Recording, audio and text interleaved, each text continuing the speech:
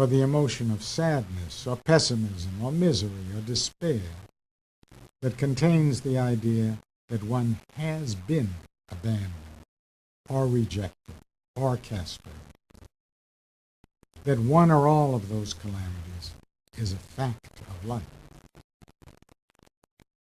I don't know whether depressive affect is the best term to have chosen, but at least it can act as a reminder that when you see a patient in whose symptomatology sadness or pessimism or misery or despair plays a prominent role, you can expect that the conflicts that give rise to that patient's symptoms, the conflicts that give rise to that patient's compromised formations, are conflicts in which a big part is played by the conviction that the patient's sexual and aggressive wishes of childhood origin have resulted in the patient having been abandoned or rejected or castrated.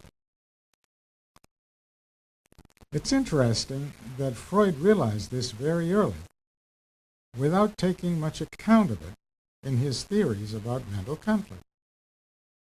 He wrote about the psychology of the exception way back in 1916.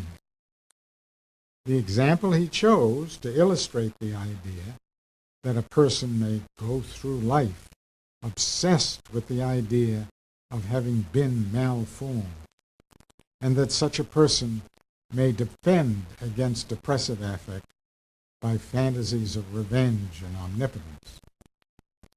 The example he chose as an illustration was a character from fiction. It was Shakespeare's Richard III, who was supposed to have been born hunchbacked and who vowed vengeance on the whole world for having had this bodily malformation inflicted on him. What Freud wrote about Shakespeare's Richard was clinically very shrewd, very insightful. And he even drew an analogy with the psychology of some women who feel themselves to have been castrated just because they're women. But as I say, he didn't pay much attention to these observations when it came to generalizing or theorizing about mental conflict.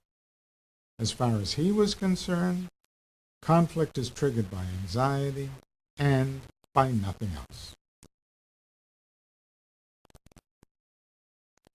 The other thing I want to talk about is defense. Freud's first idea was that defense and repression are synonymous.